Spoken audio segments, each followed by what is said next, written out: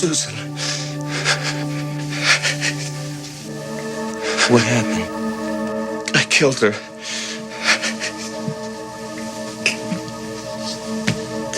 I just needed somebody to talk to before I go to the police. Sit down. Sit down. It was an accident. I didn't mean to. She was with some man and I just must have gone crazy. The man was there? He saw you? He saw me go in, yeah. Who is it? It's dark. And maybe he didn't see you. I parked my car. I stood under the light. He saw me. He saw me.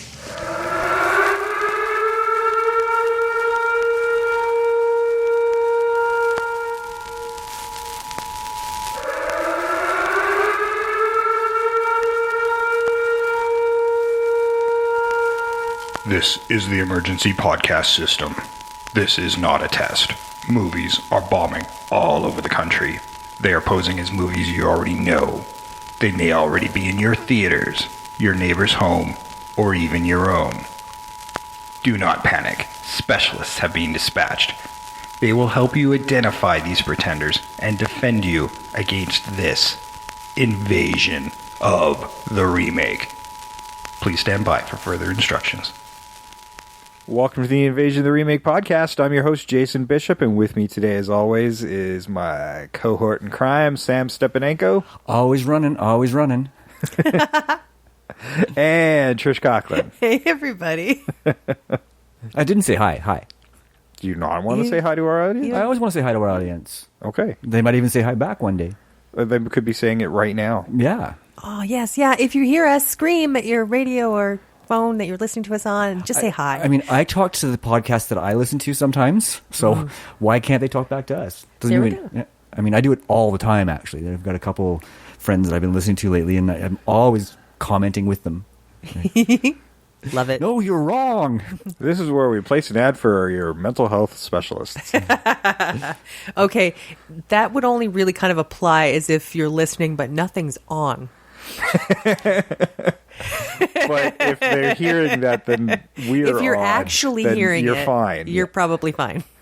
Yeah, and I know I'm doing it. It's not like I'm not. Don't know that I'm not nuts, or I'm nuts. I'm nuts. I know this. If you think we live in the device, then maybe. Yeah. We do live in the device.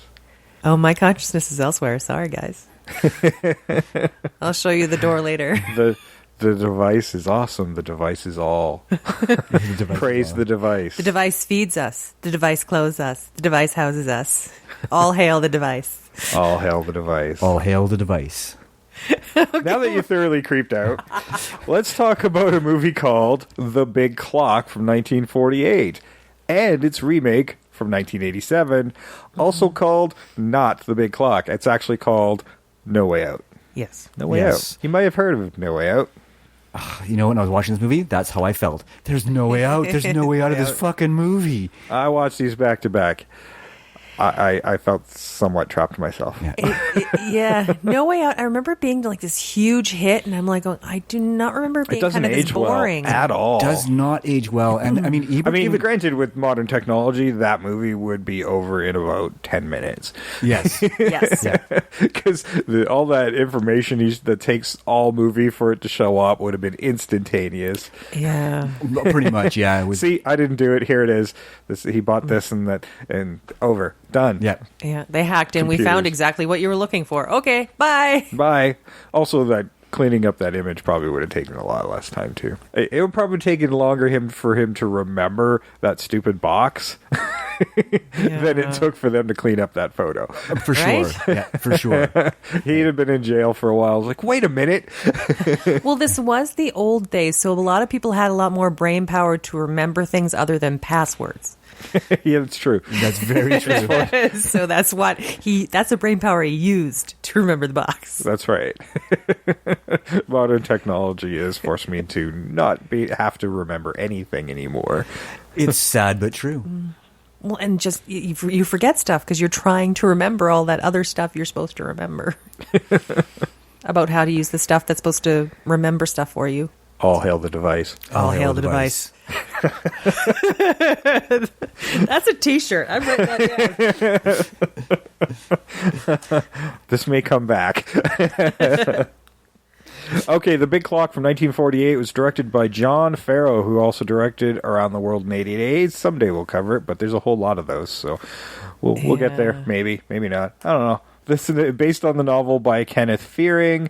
Screenplay was by Jonathan Latimer, who wrote a lot of Perry Mason episodes, and an uncredited screenplay going to Harold Goldman as well. I have no idea what the budget or how well it did. I know it did about $2 million in rentals, but that would have been like 30 years after the movie came out. At least, yeah.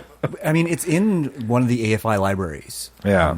It's in the top 100. Yeah, this originally... Something. I can't remember what it is, though. Yeah, this is originally... I was a little confused when I was watching this because it comes up with the modern Universal logo Yes. and then switches Right. to Paramount, and I found out later, like, this is part of, like, 700 movies or something that they made within a 10-year cycle and sold off the TV rights to Universal. So it's actually a Paramount movie, but Is owned by Universal. owned by Universal, which was, I guess in hindsight was kind of dumb of them. Oh, Yeah. for sure. Well, also the guy who wrote the original short story pretty much did the same thing, ultimately. Ultimately, yeah. Yeah, and there's also a radio play of The Big Clock as well that came out just after the movie. I guess, well, maybe not just after, but radio was still big in the 40s. Yes. So, It might have been better as a radio play. yeah. Actually, when I play the trailer later, they kind of utilize both mediums, as they say, suspense theater. And if you go to YouTube and watch it, because you're not going to get it through the audio that I'm going to play later, you actually see them standing in front of microphones, reading from it, and then it fades into clips of the movie. It's actually pretty neat. Cool. It's a trailer I haven't really quite seen like that before. I'm like, oh, nice. This is really a picture of the time, isn't it? Yeah, that's actually... I didn't see it, but now I'm going to watch it. Yeah, it's a cool trailer. That's amazing. Well, it's really cool. Like that sounds like one of the few trailers that's acknowledging that transition between radio to television being, It or does. television or screen being Yeah. popular media. Yeah, it totally does. It's amazing. It's pretty amazing. And it utilizes the voice cast of the film. Yes. Ray Millard, who plays George Stroud. Maureen O'Sullivan, who plays his wife, Georgette. Let that sink in for a minute. George and Georgette. What are the odds? No, yeah, Like- not good. Nobody in the writing room could come up with anything else. Yeah, that's really fucking lazy. Yeah. Well, considering how they react to a woman's death, it's like they broads. They're all interchangeable. Just give her a name of some kind. Yeah, give her husband's name. Jesus Christ. Both of them, technically. Jesus. Yeah. Ray Millard had a pretty great career in the 40s. Dial M for Murder, Love Story. Maureen O'Sullivan did quite well. It'd been a long time since my childhood, but she played Jane in several Tarzan movies. Yep.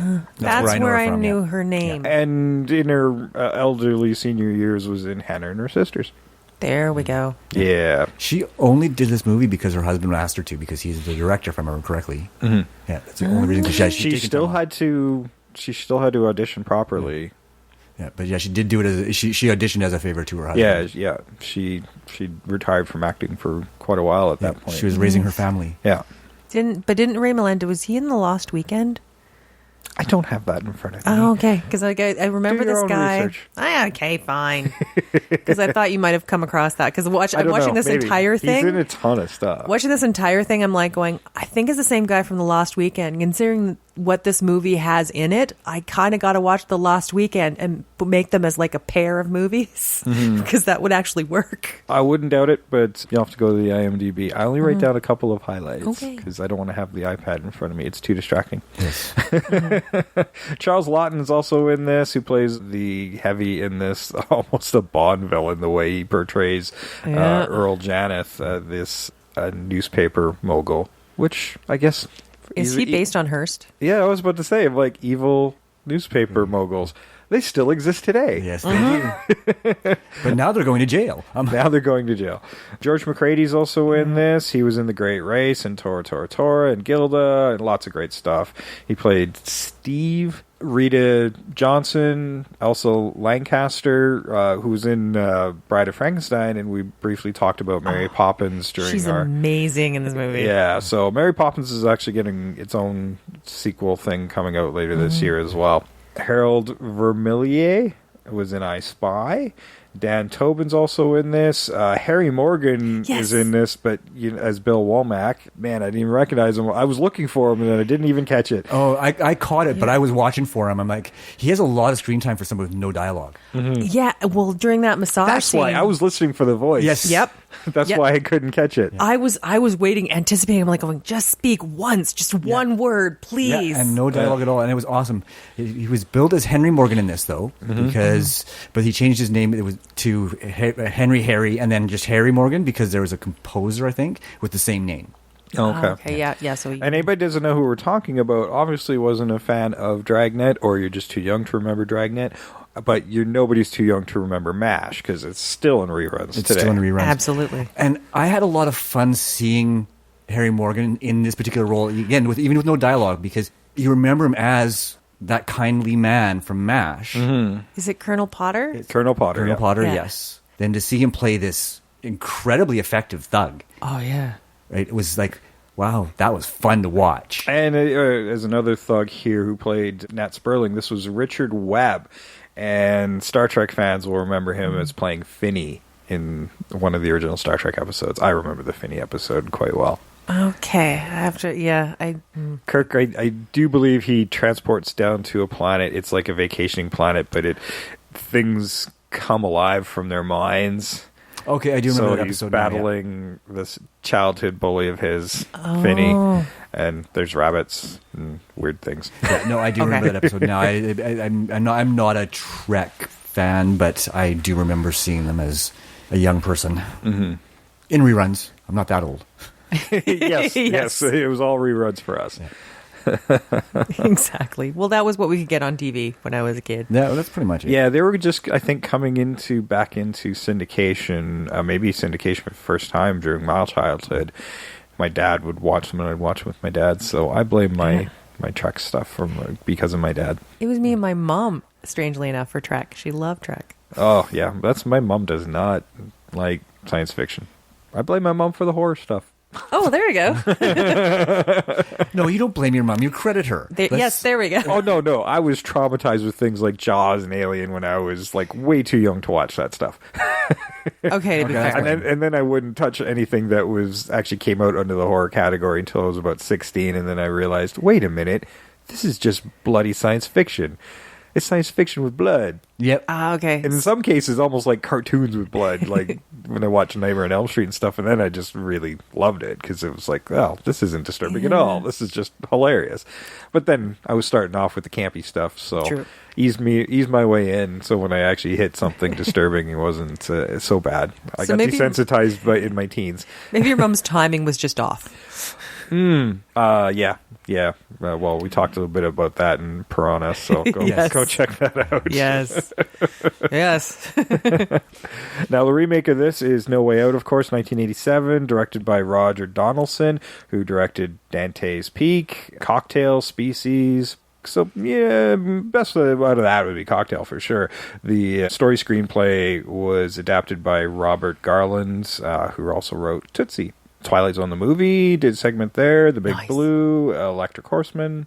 Lots of good stuff on that list. Good Yeah. stuff. So what happened to this one? Hey, this was big at the time. Budgeted at $15 million, gross $35.5 million just in the U.S.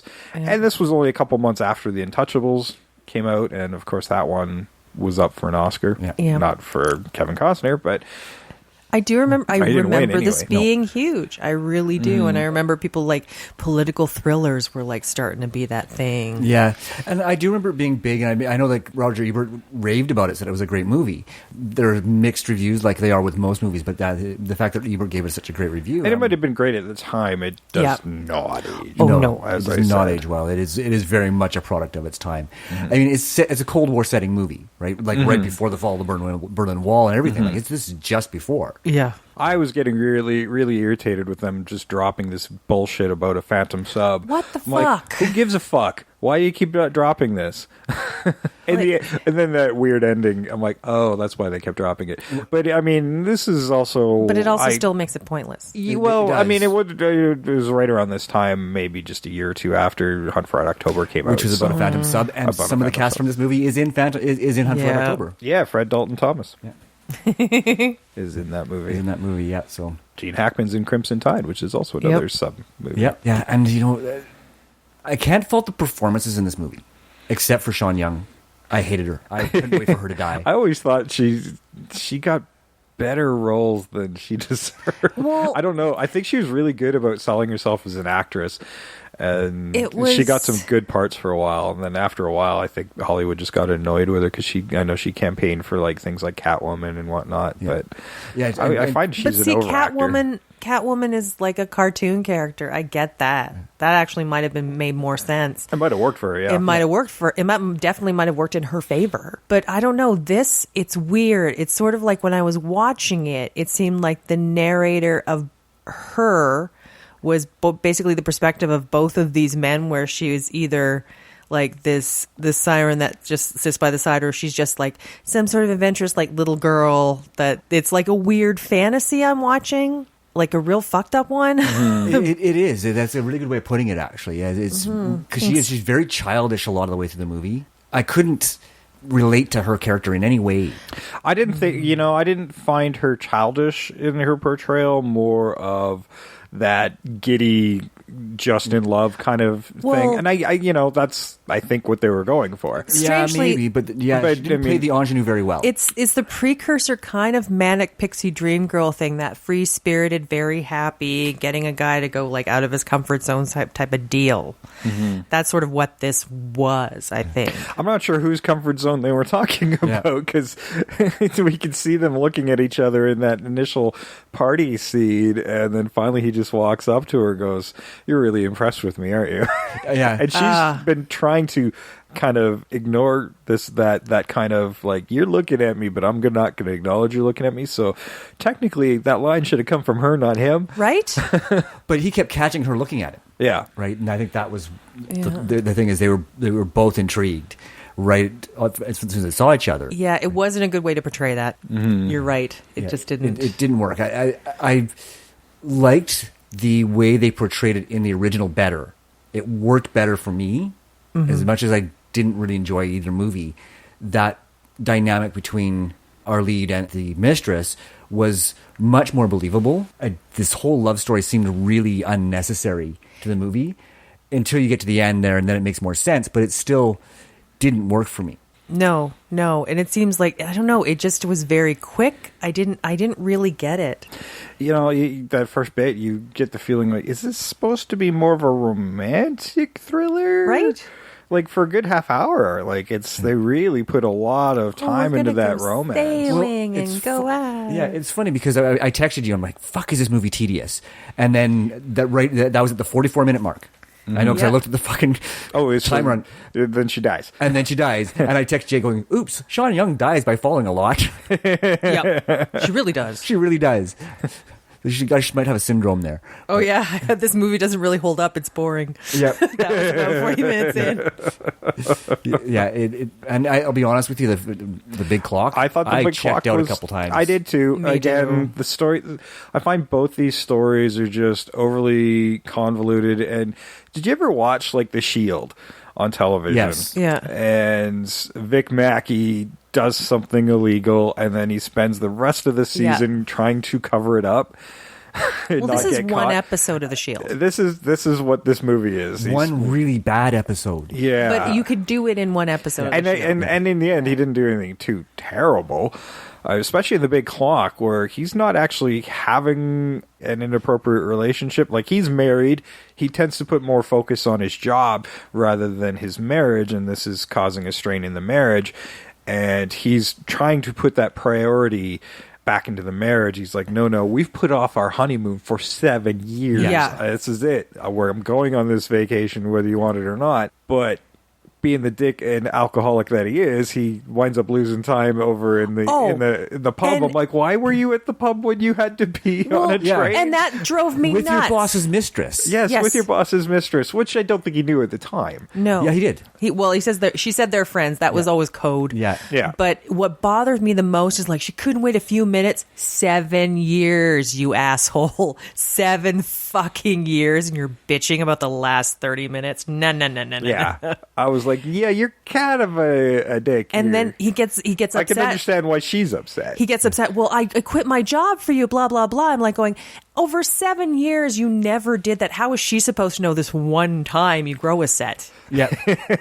Exactly. Granted, you figure that something might have happened. He's like, well, I missed my train. Let's go drink, and just spends Yeah. the rest of the evening with his boss's mistress. Yeah. I mean, It looks like nothing- they didn't do anything. I don't know. No, like the I next appreciate morning that. when they sneak him out, it's the 40s, but he's sleeping on the couch. He's fully clothed. Yeah. She's off, comes in from the bedroom in her nightgown. So you can tell nothing's actually Mm-hmm. happened, but that doesn't stop Janet thinking that. No, of course. No. Yeah, and this is where the poor mistress, what was it, Pauline York, gets attacked and killed. With the clock they bought in their Yeah. adventure. Yeah, Which ultimately- which is, again, this weird thing, this obsession. I think this obsession comes from Janeth, because he's very much obsessed with time. There's clocks all over the place. He's got a clock, all the clocks wired to and this central control one. Yeah. of other people. Yeah, all control, and it's just, he is the ultimate micromanager. Oh, fuck. Yeah. There's a light in a closet on the 4th floor that's been left on all day. Find me the guy who does it. How in did he even Dawson's know Cave. that? Right? All the floors seem to be bugged. He can hear everybody's conversations. It's like, holy shit. Yeah. What is with this guy? Yeah, he's really, really Paranoid. and compulsive. Yeah. And as you're right, controlling. Like he really likes the power that he has. And I just want to say that my favorite part of this movie is the irony of them running a crime magazine. Yes.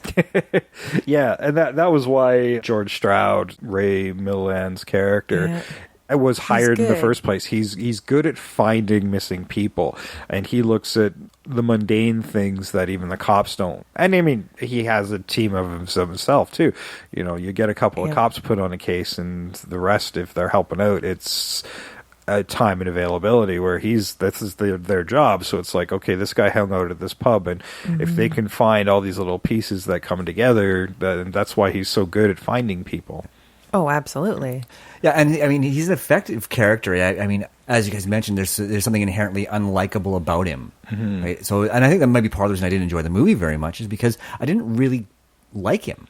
Yes. Like, I liked the You're actor, but yes, I didn't like the portrayal of the character itself. But you know what? I could say the same thing about Kevin Costner. I didn't like him there same much. thing. Yeah. I didn't. But we find out why we don't like him. Yes. There's this whole underlying spy thing. Stupidest fucking thing ever. Yes, and they try to tell you, Yes. when he orders Stoli at the beginning of the movie, and they're using this Russian mole thing as a way to find this person. We already know, using this as a cover up for the murder of Sean Young.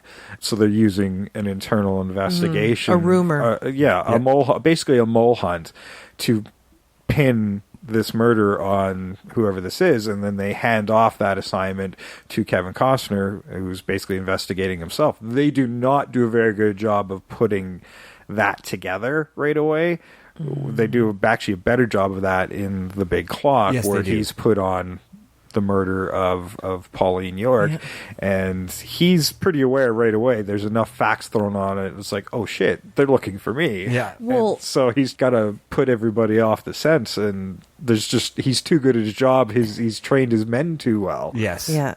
But they have one point where he doesn't know she's dead for quite a while. That's true. Until they actually go to her apartment. And again, when you're talking about like an unlikable portrayal, he's very nonplussed that this woman is freaking dead. Like he's just looking to cover his own ass. It's really off-putting. Yeah, you don't see the emotions that at least you get from Costner's character. Well, Yes. again, there's a different relationship, right? I mean, she's this. It was a one-night thing. Yeah, and they're not romantically inclined. Even then, this woman is dead. Yeah. You met her. You had a good time. Even if it was like a mild friendship, she's dead. You got to think the 40s, though, there's a lot of noir crime, and that's kind of how they reacted to it, this kind of nonplussed, almost emotionless thing when it comes to crime. That was just, a lot of that was happening in the 40s. It was a trend. Yeah, and that's what, and as I was watching the movie, I sort of identified what it was that where they failed. It isn't quite noir, and it's not quite parody. You're Yeah. right. Right? It tried to walk that line, and it just missed it. It probably worked really well in the 40s. Oh, but probably. to a modern It just- audience, it just doesn't work anymore. No, both of them seem fucking far-fetched and silly to me. Yes. It actually seemed even more far-fetched in No Way Out to me. Well, yeah. And I think Like, how was this going on? well, because Like, that's part of our you- consciousness too, right? You We were live there. Yeah. searching the Pentagon room Yeah. to room. With- Like, they didn't even change the script enough to make it plausible. We're going to search the Pentagon With room to room. civilians in classified areas. You're talking in peak hours of the amount of people work in and around the Pentagon is around 25,000 people. Right? To have 3 witnesses go through that may or may not have seen this guy. That's days, not hours. Yeah. Yeah. Which is why it made the news in the movie. Yeah. I mean, they were smart enough to funnel everybody through the same exit, but I'm like, okay, if you know you're looking for a male, just send the women home right away. Yeah. Right? That's easy. You don't have to look at them. And see, that would have made There's certain things that were just driving me nuts. that It's would like, have come made on. an amazing twist, a proper amazing twist in that movie, as if Yuri was just a code name and it was just some woman. See, I would have bought that twist much better. There was a code name Yes, in this you're one, right. too. It was Jefferson Randolph. And I don't remember him giving it, but it comes up a lot, so... Who said that? Jefferson? Oh no, she tells Yaneth before he kills her. Right, she just pulls out a name out of her ass? Yeah. Yeah. Because she doesn't want to tell him who it really is. Of course not, because he works for her. Hi, I'm Regina Phalange. See, that's how that works. There's so many things about these movies. It just doesn't work. The whole thing about in the remake where they've dusted the place and every single fingerprint is smudged. Yeah, no. That's not going to happen. You're going to miss something. Yeah, I mean, I can understand why he's doing the cover-up. He's the last person to spend the most amount of time with this woman, and he's touched things, especially in The Big Clock. They're on this tour. I liked how they used the painting and flipped it over as the photograph that just kept coming up and whatever. But the painting, I actually liked that as the comic relief. I really enjoyed it when She's I wonderful. was like, wait a minute. The woman trying to buy the painting was the one who painted it? Why was she trying to get it in the first place? Because she's nuts. She's She's She is insane. insane. Yes. She's absolutely insane. But in It was the great. best way. Yeah. yeah, And I she's just... best character in the movie. Yeah, and I just realized we Hips haven't down. run the trailer yet, so I'm going to run the trailer for The Big Clock, and then we'll talk some more about both of these, because it's what we do.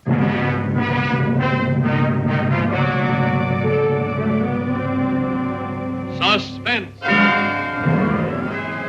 Radio's outstanding theater of thrills presents Ray Milland in a preview of his forthcoming Paramount picture, The Big Clock. But first, a word from the director of this program, Mr. Anton M. Leader. Suspense is my business. But of the hundreds of spine-chilling tales I've seen, heard, or read, The Big Clock tops the list for its relentless grip on the emotions, for its ever-mounting spell of suspense. And now, Ray Milland in highlights of his amazing role in The Big Clock. My time is running out. Every second brings me closer to death. They're hunting for me everywhere, but they don't know how close I am. Right here, trapped by the big clock. An average guy with a family and a job he liked. with everything turned upside down by the strange things that happened in 36 hours. The wonderful afternoon with Georgette, who wanted me for all the right reasons. The crazy evening with Pauline, who wanted me for all the wrong ones. The long moment with Janet, who wanted me for his own dark reasons. We have our man. He was just seen entering the building. I want an emergency order issued. All exits blocked, building closed. Nobody's to leave disidentified. You take charge. Yes, I led the hunt for the man that nobody knew, and the orders were shoot to kill, twisting and turning through all the shadowed byways of a skyscraper city, a grim, relentless search that could lead to only one man, myself.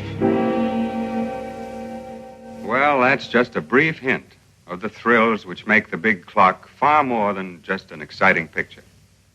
To my mind, it's one of the screen's great masterpieces of suspense, and it's coming to this theater. So don't miss it.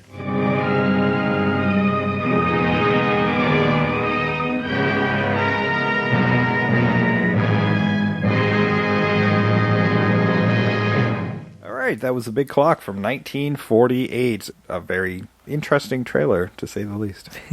It's very classic 40s, except for that fun transition you were talking about. It's that's made it unique. Very 1948. Very much a product of its time. Now, there's in one of the climax scenes, he crawls inside the clock. I mean, it's supposed to be a metaphor in the book. It's actually a big clock that he climbs into. It has a desk and a phone. And it controls all the other clocks in the building. It does. All the other clocks are wired to it, yeah. And it has the time zones all around the world and around this huge big clock. Awfully complicated for 1948. Yeah. Actually, it was my favorite setting in the whole movie, actually. Yeah. I'm wondering if he didn't just take, the war had just kind of stopped, and he just said, oh, you have some old subparts? I could use them to make a really big clock. I'm still not sure why there was a desk in there, but...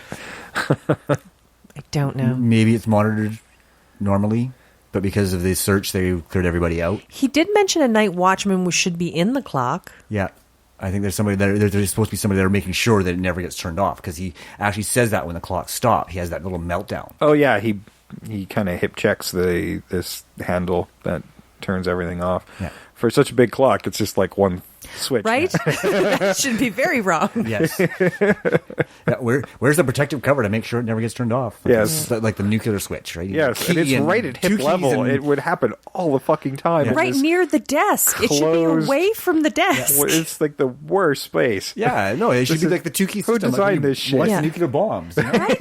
Yes. Or it should be like, the locked cabinets, like with circuit breakers. You have to have the key to open the thing, to turn it off. Only Janeth is walking around with a briefcase. Yeah. He's got the key around his neck or something. Yeah. Nuclear clock. Okay, if we remake this movie, that's what has to happen. Maybe it was an atomic clock. Maybe. We don't know. We don't know. Very true. No, we really don't. Don't want to know. No. It's funny. Everybody who worked there died of cancer. Eventually, yeah. Probably. I had mutated children, and all of a sudden we're in I Am Legend. There we go. Throwback. Oh, but when you're speaking, I think before we went to the trailer, you were talking about like the artist and the sketch of the suspect. And in one of the greatest twists I have ever seen, she abstracts that thing. Oh, yeah. Her abstraction was amazing. I mean, she did that to protect Stroud when she finds out that this competitor, initially it's not a good scene because she's trying to buy it and he just offers more money. He's a fan of her artwork, but he obviously doesn't know who the painter is. He knows the name but never seen her. And so he buys the painting, and when she sees another one of her paintings in his office, she realizes, oh shit, I have a fan. Well, I can't turn in one of my only customers. Yes. Right? My only fan. But meanwhile, this painting that he bought in this pawn shop, this like a painting of hands, is become like big news and is now like worth $1 bazillion. Yeah. It's amazing. And yet she's still not famous. Yes. Well, because none of her paintings have been involved in a murder before. So. Oh, well, there is that. drums up business, apparently. Apparently, yeah. Either the death of the artist or a death of somebody near to the artist. Yeah, so needless to say, the guy from the shop is brought in as a witness who faints a lot. Yes. Oh, yeah. He's just really sensitive. He's really, yeah, like he's... The bellhop as in well antiques. from... The bartender. The bartender, that's right. And the hat check girl. The hat check girl. But this bar was interesting as well because it's a case of like you get a free drink if you can ask for something he doesn't have. And it kind of looks like he emptied his garage behind the bar. Yeah, and he just goes to like random garage sales and just picks stuff up. I mean, I have a lot of admiration for this guy. Yeah, so he asked He's for amazing. a green clock. So he finds a green ribbon and wraps it around a sundial. Counts. Yeah. And that is what Pauline is bludgeoned to death with. Yes. Yeah. And the little music box makeup case in No Way Out is obviously the nod to that clock, right? Yeah. It's a device that ties our villain to the murder.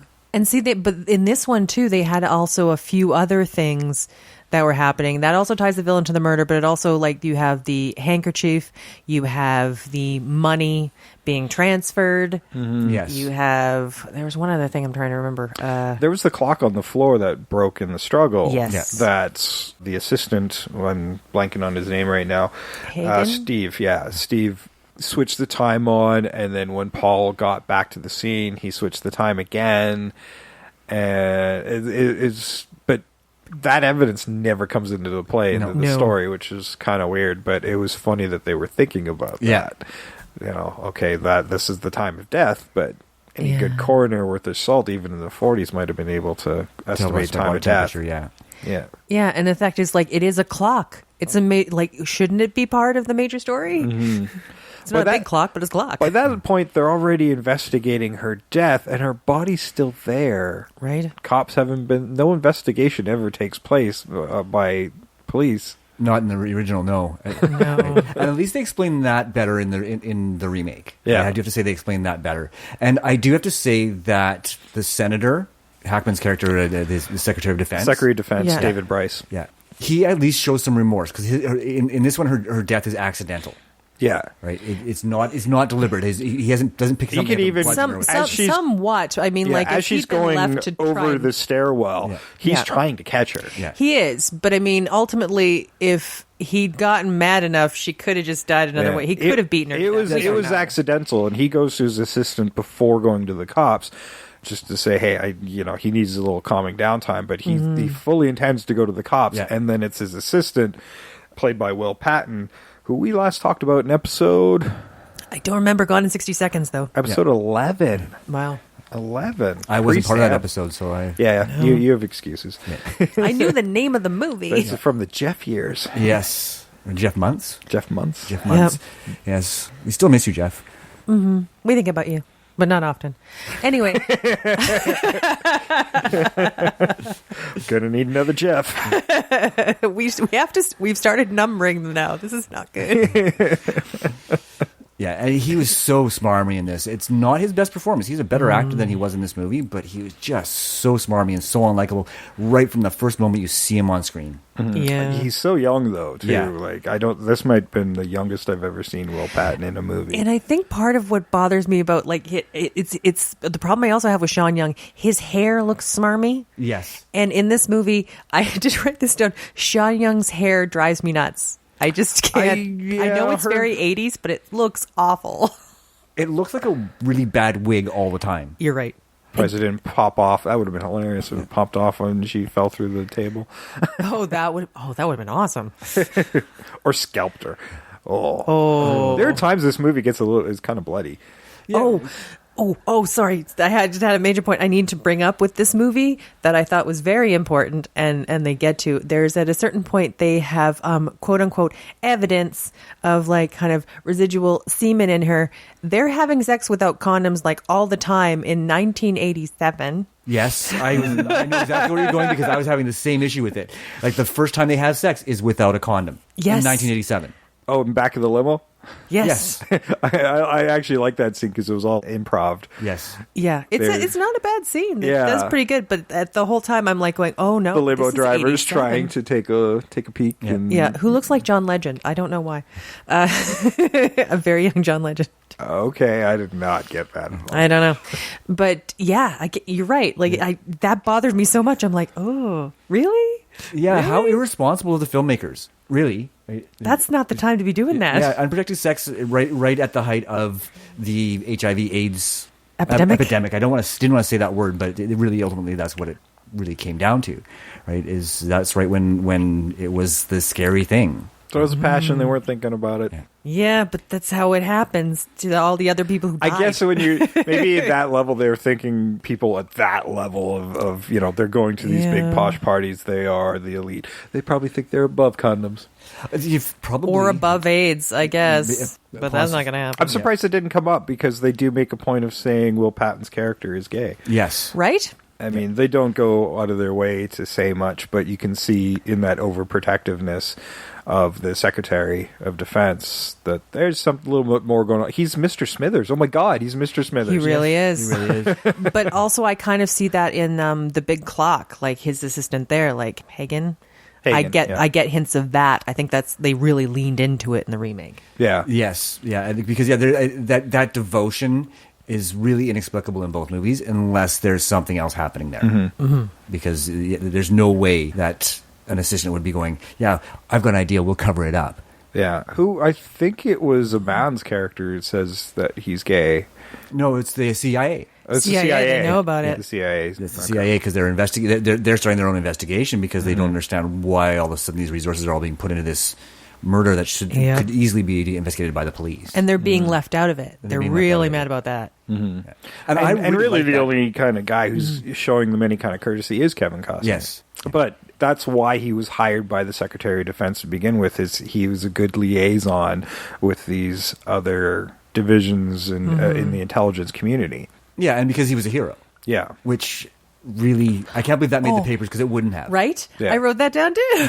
Because I'm like going, this is one incident at sea with the Navy. They would never put that in the paper. We would have never heard that. No. They wouldn't want to put that in the paper because part of this was like something had happened on a ship where it was kind of negligent. They left this guy out there. They would never want that in the paper. No, they definitely would not have. And I'm like, that is not a newsworthy event. No, I remember having that same thought when I was watching the movie. I'm like, come on. Right? It's just a way to pump up Kevin Costner's character a little bit. But Make it a little more heroic. Yeah. But then they fucking blow it with the whole scene in the Philippines where he gets drunk. Yeah. He goes to a nudie bar and he tears a phone off the wall. Right? Yes, but we forget that scene just prior to that where his bag is taken by a little boy. It's like, let me carry. It's like, oh, this is how it earns his money. Turns out the whole time, like he just finally lets him go. He's just getting a bag full of underwear, no big deal. Yeah. And it was an actual handoff. Like, it turns out, spoilers. Yeah. Yes, it's 30 years later, so fuck off. He actually is a Russian spy. He is the Yuri they're actually looking for, which is dumb as fucking shit. thing ever. Yep. Basically, what those last 3 minutes says is, congrats, we just really wasted all your fucking time. Yeah, now go home, He's investigating assholes. himself for a crime, but turns out He really is the a bad mole guy. that they made up to do the mole hunt. Really, it did exist, and he was the mole they were looking for this whole time. Even though they made up the mole. It was just like, I just want to die right now. This is like, why did I waste 2 hours watching this fucking movie? Because we had to. If that part of this is the pain we go through for you people. if that part of the movie didn't exist, It still would have been boring. it would still have been boring, but it would ultimately have been a much better movie. Mm-hmm. Yeah, it was an unnecessary addition to the story because it didn't add anything to it at all. Yeah. The comeuppance at the end of The Big Clock, though, I found much more satisfying. Yes. Where they corner Hagen, they're trying to pin it on Hagen. They know he didn't do it. He knows Janeth did it. Yeah. So they're trying to pin it on Hagen. Then Hagen's like, screw this, you asshole. And he kind of turns on him, and then shoots him. Yeah, Janeth shoots him, but then falls down an elevator shaft. Yep. Which was greatly set up. I loved how they set up. Beautifully set up. I don't know why this movie. I didn't like. Well, I do know why I didn't like this movie because it was too drawn out. I mean, it was longer than it needed to be. but I mean, it's a movie, so you got to give a certain amount of screen time. But this is actually the epitome of why for so long I didn't like these classic movies, because it's a lot of slow plotting scenes before your payoffs, right? And this was sort of why I didn't enjoy this, is because it's like the first 30 minutes. I don't remember the first 30 minutes. I honestly do not remember them at all, up until the scene where they're sitting talking in the bar before he misses his train. Like the first 30 minutes, I remember some bits about him and fighting with his wife about the honeymoon.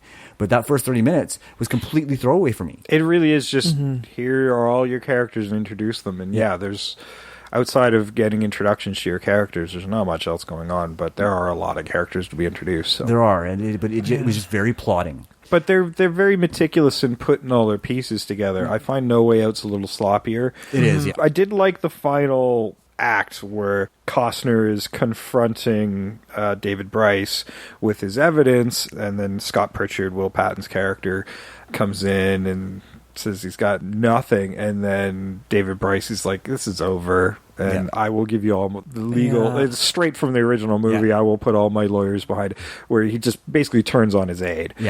And in that one final act of devotion, he's like, well, there's one more way to get out of it and save his face. They can blame everything they want on me, and he blows his brains out, commits suicide right in the office. I really, really, really hated that scene where Pritchard kills Sam. It felt so arbitrary. Sam's betrayal feels weird. It feels very weird. And then the murder of Sam just felt really weird. I think Sam just being pulled in different directions without knowing all the facts. I think he's just loyal to his job. He likes his job. He doesn't want it threatened in any way. And it wasn't as so much of a betrayal as just should I be trusting this guy? Well, because he's running around protecting himself, and it's very obvious he's protecting himself. And this is an old friend of his, but his friendship's being pulled in different directions, and between loyalty to his job and his friend, and his friend's looking shadier and shadier all the time. So I didn't actually have much of a problem with that. I wished it would have built up to more suspicion, because it seems he sort of turns really dying quickly. In a gymnasium was dumb. Where was this gymnasium in the Pentagon? It's not like they were actually shooting in the Pentagon. I know, but exactly. Actually, there was very little actually shot at the Pentagon. Hey, if you're a listener that works in the Pentagon, tell us where your gym is. If it's not a threatening to national security, if you're allowed to. Like in most movies where they have random locker rooms just located in various areas. Tell us about that.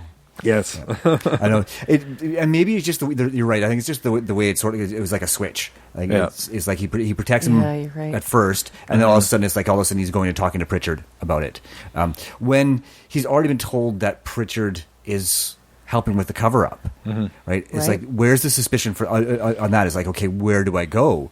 Didn't feel quite natural. And then of course his Hesselman had all the pieces, but it wasn't quite. The full picture wasn't there yet. I think my problem with it too is he's the only character I liked. Yes, I love George Zenza. Love that guy. And for him to turn on Costner's character was a little disappointing, and then that ignominious death really just ruined what little bit of the movie I did like. Now I got another one for you. I can understand in the Pentagon a spy, you're being spotted, and a shoot to kill order. Does even a newspaper man have that same authority? No. In 1948? I don't think so. I do not think so as well. I wasn't around, and I wouldn't be for a long, long time. But I suspect that was a little overboard. It was more than a little overboard. Yep. But don't forget, the police aren't involved. These are his staff. Yes, like wow, they were allowed to carry as well. Right. I mean, I guess this is the States, so probably they are, but especially at the end of the Second World War. I think that there was still a certain amount of fear and paranoia there. So I wouldn't be surprised if there were a lot of people carrying. But a shoot to kill order. Yeah, still from then, still, just the fear and paranoia has never gone away. Point made. Yeah. Oh, but the one thing that sort of really bothered me when we were talking about Harry Morgan, when he goes into the clock to look for him, and it's like one punch and he's down the stairs. Like I was expecting more of a grapple or more of a fight. It was anticlimactic, wasn't it? It was. Yeah, all this tension, and then his punch. Boom, boom, Yep. boom, boom, boom. Yeah. All right, that didn't go quite as the way I thought it would. Because the music sort of seemed to hint at, oh my God, we're getting a big showdown. Oh, no, we're not. No, not. No. Well, you never really get it. No. No, you never do. Yeah. Because then he gets locked in the elevator. True. Yeah. How he traps him in the elevator is amazing. I wouldn't know how to do that, but of course, they're old-timey elevators that you have to operate. Oh yeah, I thought I had to make a note of that when I was watching the movie, where they actually had an attendant announcing the floors. Hey, Yeah. It was almost like it was this new technology that confused people. It's like, yeah, you need the elevators don't go anywhere if you're blocking the door, sir. And she was very much in her moment of work, and That one guy trying to hit on her, she's like, I'm not allowed to I'm do not this. allowed to talk to people on the elevator, sir. Yeah, and the other guy, but I like how the other guy's like, yeah, no, Janet doesn't like it. Like, he's telling like, dude, you know this. Yeah, you've been here before. You know this guy's a controlling dick. And What was Janet the little probably was patch listening. that everybody had on their arm? Very Gestapo-ish. I wonder if maybe we missed an allegory for the Nazis in this and just never really Because didn't translate very well. Looking at those women with those little patches and then the other men with the little patches on the sides. Maybe it's just a uniform. I guess, but it looks weird. Yeah, I wonder if it's like the security badges in the remake. yeah. Oh, maybe. Because I did notice during that chase scene between the mercenary guys and Kevin Costner's character when he was running to save Iman, he had his badge on the whole time. The continuity was Yeah. great because that badge was always hanging from his right shirt pocket. Always. I'm sorry, but let me tell you, that probably would have fallen off with all the stuff that he was doing. Yes. The continuity on the photo wasn't so great. 'Cause No. it didn't No. match what No, we actually saw. It But did not, but Not even a little bit. yeah, yeah, it was, and which is we ironic. spend that much amount of time on that goddamn photo, and in the end, they didn't get it right. Yeah. Yeah, you should at least try there. If it's such a key point of the plot, maybe put some effort there. Yeah. It's like the Bigfoot photo.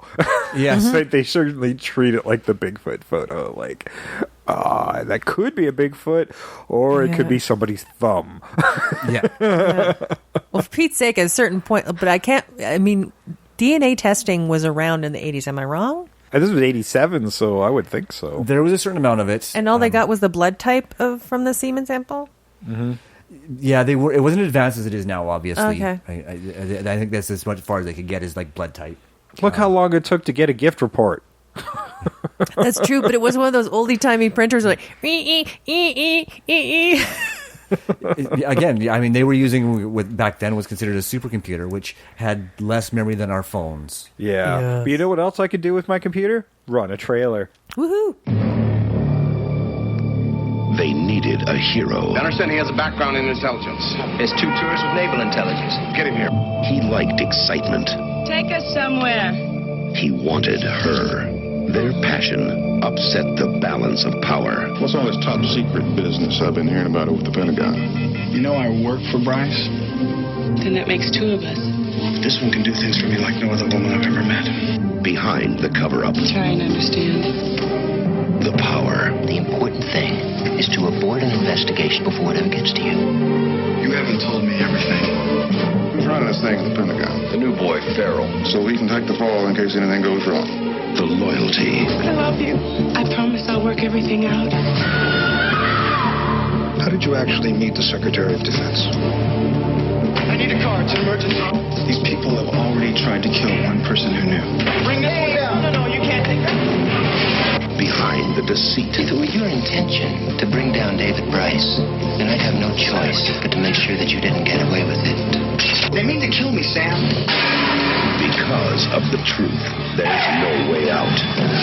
Kevin Costner, Gene Hackman, Sean Young, Will Patton, No Way Out. All right, that was No Way Out from 1987. And hopefully they've just put this thing to bed. But you know what? Which one of these do you think did you enjoy more? I mean, I don't think either one of us any of us were really big on either one of these movies. For me, I think I like The Big Clock a little bit more because it has those breaking moments with a little bit of humor. Like the guys in the bar, when they get questioned, they realize, oh, they're after our buddy, and just come up with a ludicrous description. Oh yeah, the guy with the glass eye, and who's instantly fired for putting something so obviously ridiculous as evidence. Or the little moment where the girl's talking to him on the phone, Stroud on the phone. It's like, I'm on the phone. She's like, I'm talking. I'm like, I'm on the phone. He's like, shh, the lady's talking. There are some good moments in The Big Clock. Yeah. Honestly, I think that I like the climax of No Way Out just a little bit better. And I mean, when I say just a little bit, I mean just a little bit. Yeah. Mostly just because it definitely felt more relatable to me because I was turning into an adult around that time, so I could relate to it a little bit. Until there's the stupid twist that I've already emphasized more than once. But on the whole, I think the Big Clock is probably still a slightly better movie. I was so irritated. I think The Big Clock, it's weird. Like, if I could combine both of these movies into a great movie, I really would. Because most of The Big Clock, I'm so angry at this guy. I'm like going, I don't give a crap if you get away with it. I really don't care. I kind of want to see Harry Morgan really go to town on you because I'm kind of curious how that would look. Yeah. But the very, very end with the elevator shaft, I'm like, I feel somewhat satisfied by this ending. But in No Way Out, I still find Kevin Costner, actually, even though it's kind of boring, he's quite watchable. And you're right, the climactic bit going through the Pentagon, the point I really liked about that bit of the ending is when he gets far enough away from the guys and there are naval officers there. He's like, I'm your superior officer. You have to arrest that man. And the guy's like, they're trying to argue, but this is a naval officer. You can't. He has to listen to Costner. He can't do anything else. Well, and Costner's character is more likable because, he's a man in love, right? I mean, you don't know that he's a shitheel until the end. Yeah. And if you cut off that last 3 minutes, I swear to God, it's a good movie. A decent movie. It's a dated but okay movie. With No Way Out, they stuck through the Big Clock pattern so closely that I'm like, for a political thriller, they should have just backed off a little bit and just taken a little more time to make more logical changes. Because I have to agree. For happening in the Pentagon, there just seems to be this lack of progress that's happening there. And lack of common sense. It's such a they kind of deflate that a little bit with even David Price going, "This is a stupid plan. This is a dumb plan. Yes. Right? Just let me go to the cops." And they're just trying to fabricate something they don't even know if they can figure out. Yeah. Like that's the whole bit of it. Yuri's just a rumor at this point. I mean, other intelligence agencies are realizing how dumb this is. So, I mean, what's the plan when they can't find a Yuri? They don't even...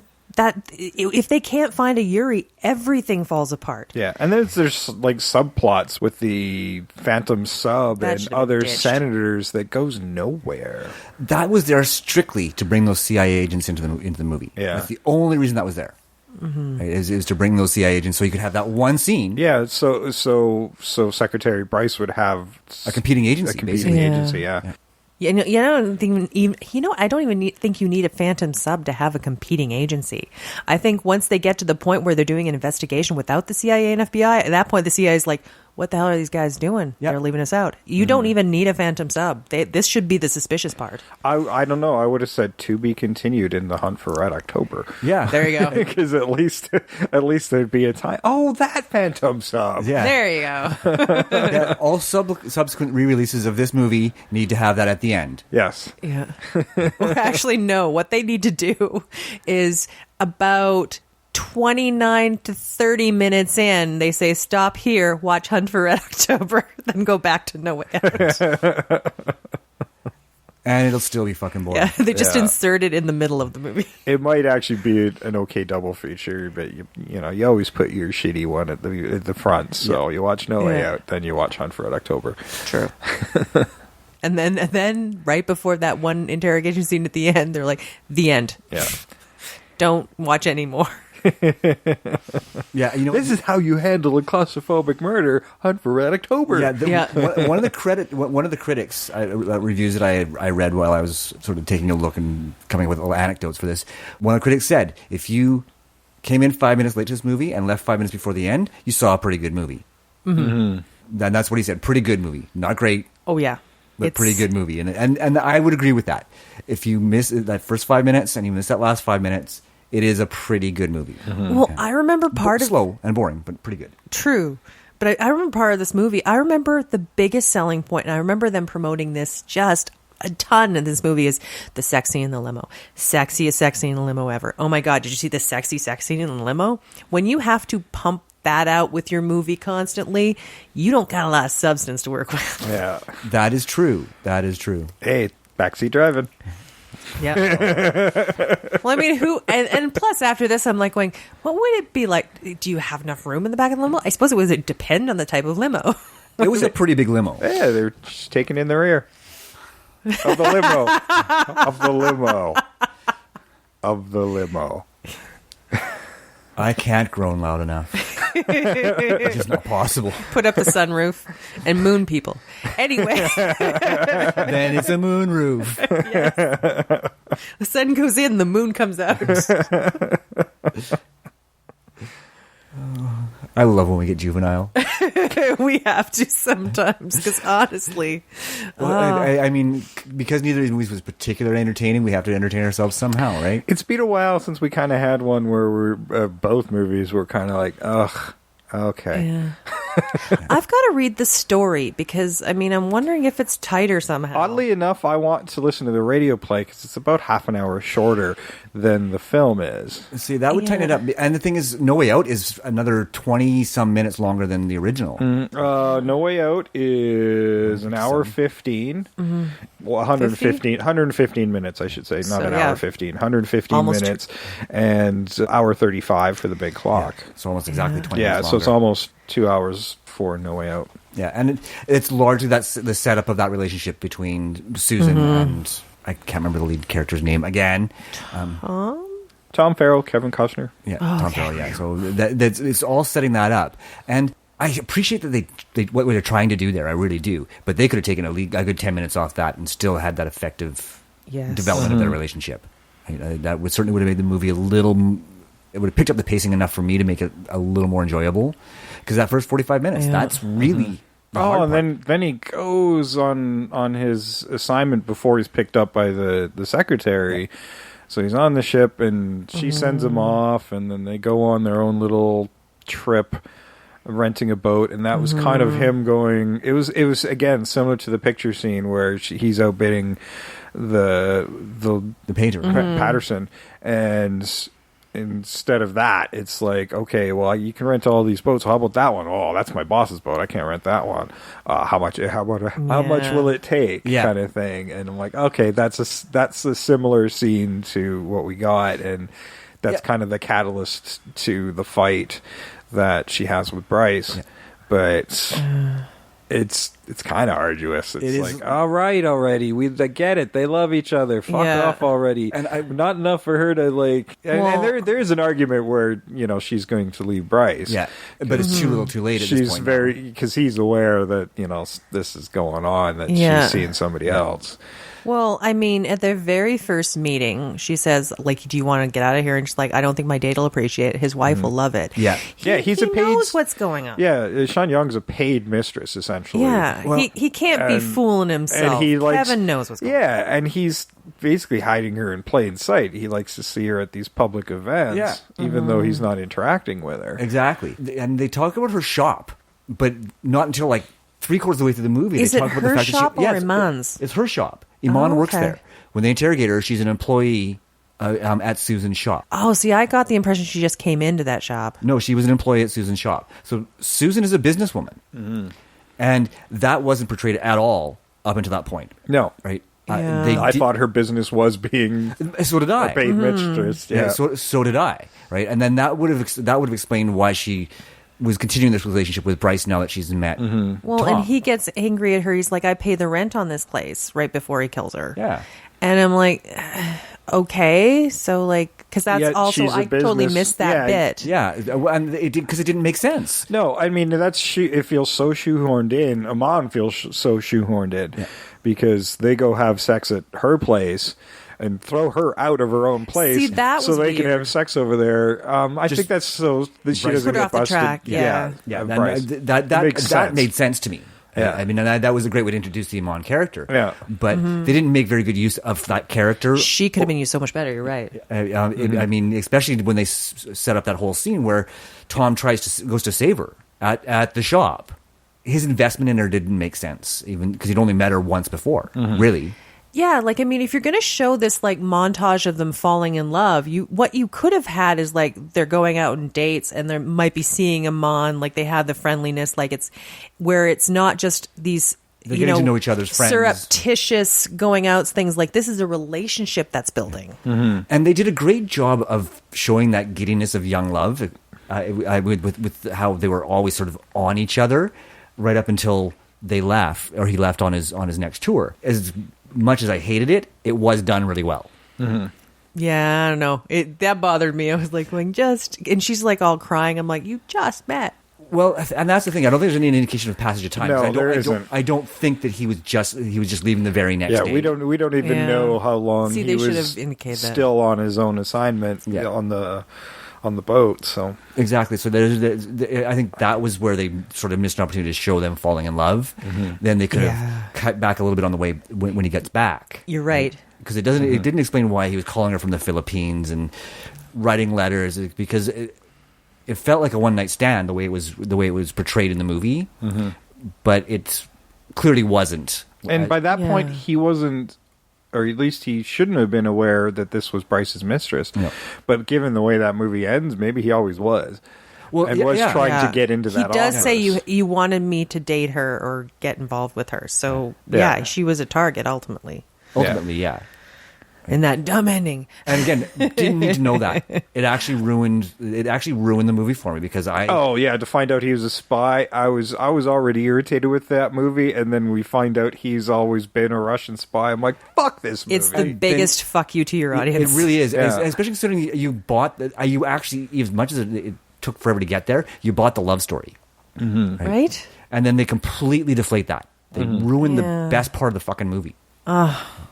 Yeah, so disheartening. But yeah, it should have been, because I thought it was the next day when she was dropping him off at the airport. That's what bothered me about it. But if you'd had a little bit of a montage where they're, doing other stuff because he's off for like a week before he has to go back, that would make a bit more sense. I think in a week, you could probably have a relationship or fall in love with somebody big. Yeah, for sure. That part just felt abbreviated and could have been longer. The entire at sea scene could have been 30 seconds. We didn't need the rescue scene. We didn't need the phone call from the Philippines bit. I would have had a different... I think they were just jamming it into in the middle of a long romance scene. Like, that's the first 45 minutes of the film. So let's throw some kind of action in there. And it does feel a little shoehorned in there, but it's something. Yeah. Right? But if you take out that ending, you don't even need the whole scene where he chases the kid, because the handoff doesn't need to happen.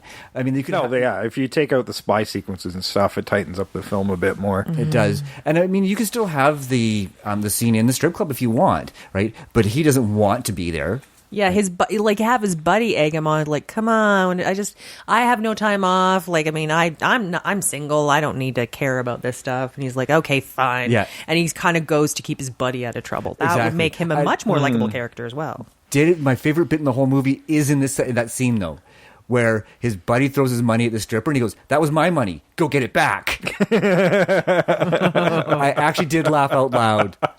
Right? It's like, because he was mad. He was mad, but it was funny because it's like, no, go get it. I'm serious. Go get it. That wasn't your money to throw at the strippers. You should have the buddy be like going, "I can't do that. We'll have to go to a bank." Yeah. Like, I want him to not want to take it back from the strippers. Yeah. Yeah, they'll fight you. Yes. As they should. Yeah. Once it's on there, it's not yours anymore. Nope. Yeah. But yeah, I actually did find that really entertaining, that little bit, because it kind of it's about the only humorous break that movie has. You get a little jovial banter out of Hasselman, but really there's not a very much lightness in comedic break in this movie. It's not like it's a heavy movie, but given the subject matter, you figure it'd have a heavier tone than it does. I think rather than make Sean Young this like kind of giddy sort of like, again, the pre-manic Pixie Dream Girl, just make them have like a lot more humor and lightness in their affair. Because like it seemed too, I don't know, I wasn't really caught up in much of the quote unquote romance of it, but like to have some humor there, you could obviously do that. Because I mean, gosh, like if you can hang out and be in love and laugh together, that's a connection. Yeah. And I think that having those moments of brevity and lightness, that's the wrong word, sorry guys, but the of humor, it would be levity. That was what I was looking for. Yes. It would have helped really undercut that tension that's there as well because of her relationship with Bryce. Mm-hmm. And you do get some of that stuff in The Big Clock, which is, I think, why ultimately I actually enjoyed that a little bit more, even though it's just dumb as fuck. Like when they're going around looking for a green clock, and then he's like, "Oh my god!" You see the painting, and they go into the antique store. I never like, understood his obsession with a green clock. Green is Janeth's favorite color. He's also obsessed with clocks. So the key is they have to look for a green clock because that's the his ultimate drunken thing. way of saying "fuck you." Yeah, it's like he's like, I can find the ultimate Janeth fetish object, and it is a green clock. Yes. Putting a color into a black and white film is just ironically that bothered me. Yeah, it's ultimately not going to be super effective. It is green. Why is it green? Because we told you it's green. Yeah. Look at this handkerchief with the green stain on it. I guess. Yeah, if you say so. Yeah, we'll buy it because he told us we have to. Yeah, because we already did. We paid our dime to get into this theater to watch this. I'm sure they filmed it in green. I don't see why they'd lie. Yeah, really the only failing for me in The Big Clock is that our hero is so really unlikable. But you know what? They both movies. I liked Costner's. I liked Tom. I found him okay. Like I find Costner very watchable. More. Yeah, I liked him more. I thought he was Costner. Ultimately, I found more incompetent at what he was trying to accomplish, and he was just scrambling to stay underneath it. Yeah.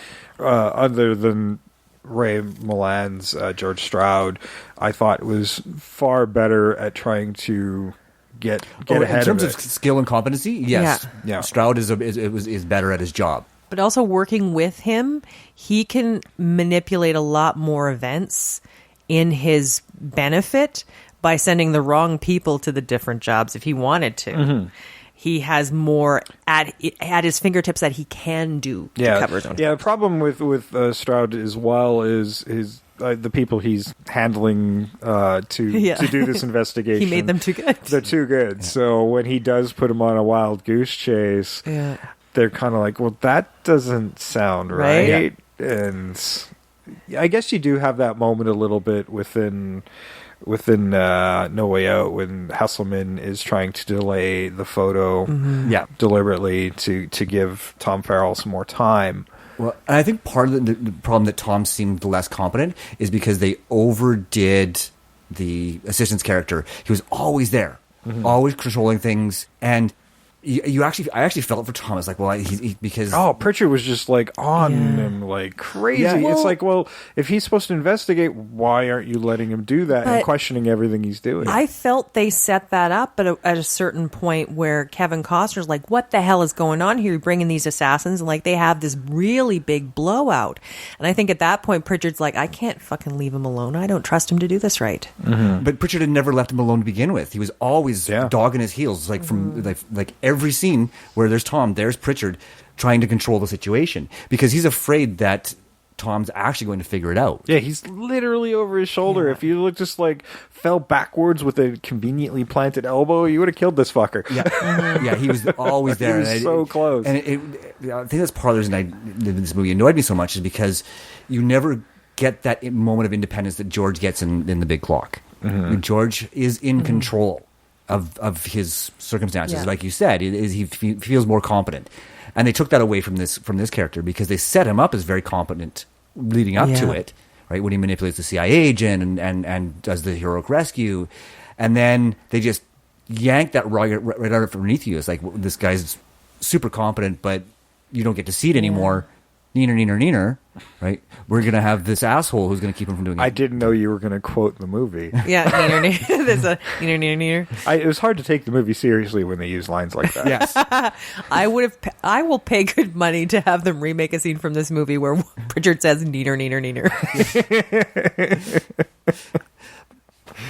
Yeah, but Come on, Will Patton, just send me a clip saying neener, neener, neener. Yes, You please can do this. We love you, Will Patton. We Yes, really do. It's unfortunate you had to play this particular character, but we know that was early in your career. And it was probably a good movie in '87. Much yeah. lower expectations in the '80s. I remember the TV I was watching in the '80s, and none of it ages well. We've seen some terrible, terrible movies, but ultimately, his performance in this is not the worst we have ever seen in anything. It's still real good. The performances in this movie are strong all the way across the board. Mm-hmm. It's except for Sean Young, as I said, but I don't know. I mean, I think that's partly direction. I think that was maybe what she was directed. I think you're grading her harsher than I am. Yeah. But and think of '87, she was known as the femme fatale for a few years. Yeah, that was kind of what she was, the role she was getting. And maybe it's just the character I didn't like, and not her. I'm being a little harsh on her. I think it. I think it was through this lens that this was shown when it shouldn't have been. Like maybe that is it. She's just performing this because I mean she is a mistress. Like I thought she was a professional mistress. So apparently, like throughout all of these, like when she's in that big event. She's very kind of quippy, very femme fatale, very different than she is with Kevin Costner when they go away together. It's like she's always performing a role. Yeah, I think you guys have hit the nail on the head. It's not Sean Young that I didn't like it. I think it was the character because the mistress in The Big Clock, really classy. Right? Elegant, smart, like quippy, but not flippant. I guess. Yeah. Yes. And she can sneak into Janeth's office because she's smart enough to know how. Yeah, and that's where I think they dropped the ball with this character. Is you lost that elegance and that class because I just didn't find Susan very classy. Like for example, that scene where she's naked under the fur coat, right? Not classy. Sexy as hell, though. I think that was, I could go with the sexiness. What I would have preferred is if, like, they sort of hint at it when they're having the thing and she's sitting next to Pritchard at, like, an event that she's, again, supposed to just show up at. I just wish they would have made her smarter. Like, at the certain point, is like going, I can't trust Bryce as far as I can throw him, and I can't be his mistress forever, so I better have something in my back pocket just in case shit goes wrong. I mean, ultimately, if she had a legal business of her own, she had a financial fallback, and she had somebody she truly was falling in love with and just could be herself with. But just, I mean, like, dirt on Bryce just in case. Oh, I'm sure that would have been a nice subplot, actually, in a political thriller. Yeah, absolutely. And you could have used the shop as a device to sort of show that budding relationship, too, where he comes in under the pretense of buying something from her shop to visit with her, and you could show her as a savvy businesswoman. Oh, and you could have like a really playful scene, like going, "I'm looking to buy something for someone." And she's like, "Well, what do you mean?" Like, "I'm looking to buy something for like this really beautiful woman." And she's like, "Oh, what kind of woman?" And he's like, "I don't know. Maybe you could try some stuff on." Like, you could have this really sexual seduction scene in the shop. Yeah, absolutely. Yeah. It could have been a lot more fun, and it would have been playful, and move the story along.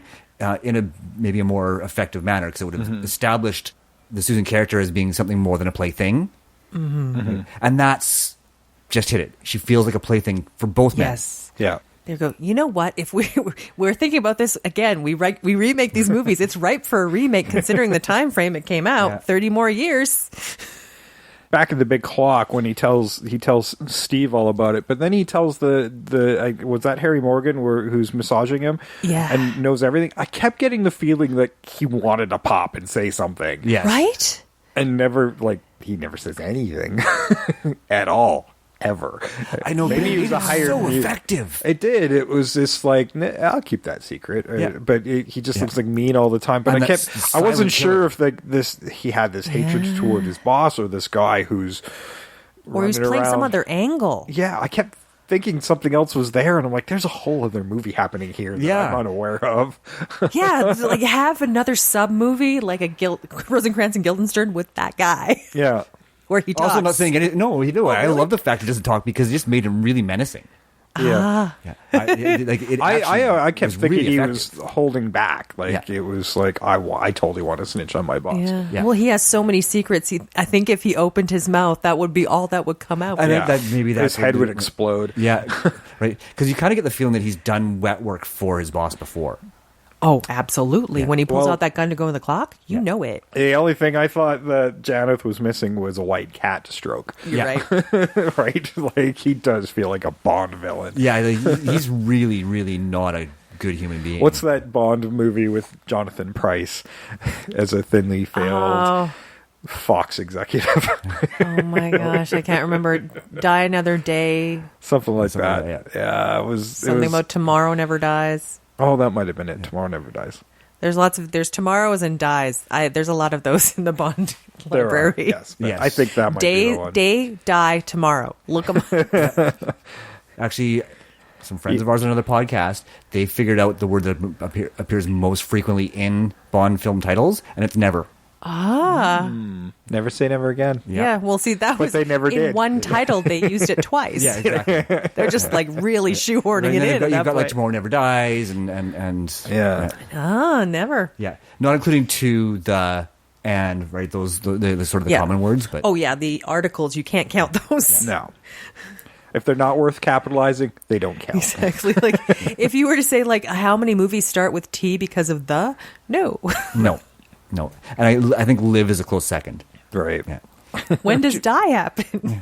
I don't know. They didn't get that far into the rabbit hole. Okay, that's my job now. Well, shit, I've got the box set sitting upstairs. Yeah. We can count. Yeah, and if it turns out they're wrong, because I'm going off based off their information, we'll let you guys know. Nice. Yeah. But yeah, we actually had a couple shout outs this week. We have a couple. We have Besotted Geek. Some friends of ours on Twitter were generous enough to include us in their episode. This will be 2 weeks ago now by the time you hear this. But yeah, we just want to say, hey, give these guys a listen. They're a lot of fun. Thanks, guys. Yes, thank you very much for including us in your episode. And then our friends at the Brocast podcast. If you're into wrestling, these guys are great. Nice. Hey, bro. Yeah. Brother. Yeah. They also gave us a shout out a couple weeks ago, and we want to make sure that they get a show of our appreciation for the love, and definitely, by all means, check them out. They did had a lot of fun doing a SummerSlam contest that is now over, so go check out their Twitter feed and their episodes. Nice. I dig it. If it's a wrestling I don't know. If it's a wrestling broadcast, I keep thinking we should do like, you know when they used to do those interstitials, like, I'm going to kill you, but we do it like, I'm going to listen to you. I'm going to listen hard. I'm going to put you in my ears. Did you hear me, Brocast? I love it. Stick you in my ear holes. And then you're going to go into my brain. And I'm going to so hard. You're going to love it. It's going to be great. Lust in his eyes. Because when I listen, and I so hardly listen, I actively listen. That was amazing. Where do you go from there? That was amazing. So yeah, go check out our friends. Yes, please do. They've been great for supporting us. Brocast and the Besotted Geek. Besotted Geek. Besotted Geek. That is a cool name. Yes, it is a cool name, and it's a fun podcast. I'm not familiar. What character do I do for that one? Well, Besotted. Besotted Geek. Slurring your words is probably a good way to go. Really? I thought besotted was like being in love. Like you're just, I'm besotted. Well, you know what? You may be correct. Besotted Melissa, if you're geek. listening, I'm sorry. I should know better. For art thou, Melissa, thy besotted geekdom. Thy trek and thy Melissa's a different wars, podcast, but both of thine stars, in my eyes, in my heart. That's classier than any podcast that we associate with. Thy besotted geek. Be well. There we go. You guys, if you're listening or if you've listened, feel free to clip these and use them for your promos. Will just give us credit. That was so much fun. Thank you, Trish. You're welcome. And thank you, Jay. Well, I think we've run We're out not of mocking you, our friends. No. This is all for love. Oh, absolutely. But I think we've run out of time on the big clock. Love it. But there's still no way out of these movies. There's I no see what title you for me did. now. You're not the only one who can pun. Yeah, it's just a water world of movies like this.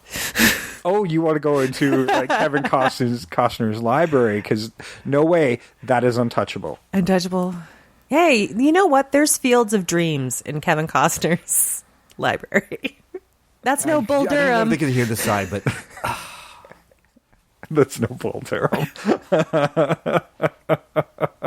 you guys are such rookies. We're doing our best, man. I'm trying to figure out how to Wyatt Earp pun out of that. Or something about dancing Wyatt with Earp? wolves. Wyatt not. All right. Sorry you guys can't see the head shakes. I think they can hear them. He's a man of steel. He was in that. He really was. That got an out and out groan. All right. No more Kevin Costner next week. We'll be remaking something cool. Next week's our 3rd anniversary. Yes. Yeah, and it has an interesting tie into this week's episode, believe it or not. And we'll save that because We'll save Sam, if he can remember by the time we record. well, next I week. won't forget. Okay. I will not forget. Oh. Given the association. Oh, you got your notepad out. I What? have one more thing I wanted to say. Like the big clock. I said we're out of time. Oh, Go ahead. you have time for this. The artist Patterson in this movie, Elsa Lancaster, she's great. Just great. If you're going to watch The Big Clock, really just fast forward to her scenes because she's the best part of that movie. She really is. She She's really, just really done a is. job. I really adored her. That's a kind of character that they should have just tried to figure out how to get her back into this movie, into No Way Out. They really should have, yeah. Yeah, it was quite wonderful. You needed that lunacy. Yeah. That's all I had. Okay. So if she were to do our promo for, Facebook and Twitter. Well, the broadcast was a lot like my first husband. He was very interesting. And I really enjoyed that. The besotted nerd. Oh, very besotted with nerdom and with me. It was wonderful. But he died, lost at sea, Okay, I was trying to get you to do it for us, for our social media. An Invasion of the Remake. That was my last and final husband, Edgar. Oh, I loved him so. He was the one that died, but of natural causes, of course. That does not bode well. No. So send out your best wishes and your thoughts at Invasion of the Remake on Twitter, Invasion of the Remake on Facebook and Instagram, and Invasion of the Remake at gmail.com. Say nice things in our obituary. Just our 3rd anniversary. I don't know what's going to happen. What is that? First anniversary is what, paper? What is our 3rd? Tin? Leather? Oh, leather. Okay, we might have to pick a different movie if that's the case. I'll settle for pleather. No animals were killed in our anniversary. Very good. There we go. Yeah, I don't know if it was leather or not. We're making it up. We have no idea. We do not research anniversaries at all. Oh, I will. By next week, I'll know. I have a whole week to research the anniversary. True. So. It just shows you how last minute I am. Yeah. Oh, fuck, it's our anniversary. Go get flowers. Hey, they've got great gas station flowers now. Don't mock the gas station flowers. You know what? The cheap supermarket flowers last longer than the ones you get from a florist anyhow. Oh, nice. Yeah. Okay. From experience, buying them last minute for anniversaries. Good tip. And ultimately, I don't Good know. thing your wife doesn't listen. She knows where I get them. Speaking for myself, if you also are going to just the store to get flowers, maybe just skip the flowers. Get a plant. It'll last longer. Because I just don't think dead things say love. You know what else says love? Shouting out your favorite podcast, Invasion of the Remake, on your social media sites and giving us a 5-star rating and a review on iTunes. That would be awesome. We would love you for it eternally. We do love those people who have already done it. Also We lasts do. longer than flowers. Yes. That's real love. That's true real love. Real love. And you can tell all your friends about how much you love us. This unrequited love for us. By telling them where to find us, because that's not stalkery at all. Yeah. iTunes. This love story took a turn. Just like our movie. Yes. iTunes, Apple Podcasts, Stitcher, Google Play Music, TuneIn, Radio Player FM, Audio Boom, Blueberry, iHeartRadio, and Frickin' YouTube. Frickin' YouTube. We drop every Tuesday on our podcast apps and every Thursday on YouTube. If you want to know why, because I feel like it. Mm-hmm. No, our entire library isn't on YouTube, and we do want to encourage you to hit us up on all those other podcast providers, whatever one's most convenient for you. We try to keep them up as long as we can over there, but, YouTube can be finicky. Mm-hmm. So that's the story there. Yeah, so, God, I'm all eager for our 3rd anniversary. Can't believe it's been 3 years already. Yes. Me either. It's flown by. It has really flown by. Because I went back, and I think my first episode was episode 41. Yeah. Yeah. It's been a cascade of earballs and podcasts and movies and no signs of ever stopping. Oh, no. Well, that was the thing. Like, the entire business model of our podcast is just being reinforced constantly. Yes. Yeah, like, we can't keep up. There are so many remakes coming out that I've lost track of what's coming. And we could have just done comparison episodes, but it's not as creatively fun for us. So. Oh, exactly. Well, I mean, we feel in some ways the system is broken, and some of these remakes didn't need to be done, and we know what to do. Full point of it, yeah. All right, well, that was The Big Clock and No Way Out. Yeah. And yes, it was. It was a thing. We saw those. So glad it's over. We saw those, yeah, we did. I mean, it was more fun to talk about these movies than it was to watch them. Yeah. Do you feel like the irony is the first movie was The Big Clock, and then in No Way Out, it felt like it wasted so much of your fucking time? Yep. Yes, time was definitely a factor. Well, I'm hoping next week will be better. I haven't seen that movie. I haven't actually seen either one of these movies either, so this week's been interesting because, yeah. Next one I haven't seen, but it's surreal. It is. It's going to be a weird one. Good. It could be. I think I'll enjoy watching it, but it could be hard to remake. We'll see. Yeah. It's going to be a challenge. It's going to be you tough. Picked it, so I'm going with it because I love this movie. But you know what? Sometimes, as we found out in like the last few episodes, like there can be challenges where we just find that magic. We're always up for a challenge, even for the ones that were like impossible to remake. We usually find an angle, even if it's dumb. Yeah. Even if we fail, we fucking try. Yeah. Yeah. If we're going to fail, we're going to fail funny. There. That's where you could put in an obituary. At least they tried. They failed, but they tried. They failed, but they tried. It sounds like we died trying to do something. Like, if you see that on a headstone, you're like, at least they tried. Tried what? I need to know, so I don't do that. Exactly. It's humanly impossible, like shoving your own head up your ass. Right? They failed, but they tried. With that, I've been Jason. I'm always Sam. And I continue to be Trish. We are out of here. Oh, wait, there's no way out.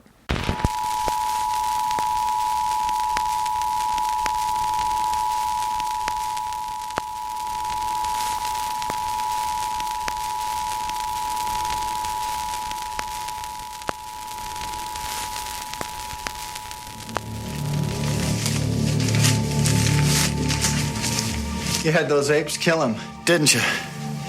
No. You lying sack of shit. Tom is the man who saw you at Susan's. He's known about you all along. Isn't that right? You know what that means, David. If Commander Farrell is the man who was with Miss Atwell, then Commander Farrell is the man who killed Miss Atwell. And we know that the man who killed Miss Atwell is Yuri. Therefore, Commander Farrell is Yuri, quad erat demonstrant. You murdered Sam, did you? You asshole.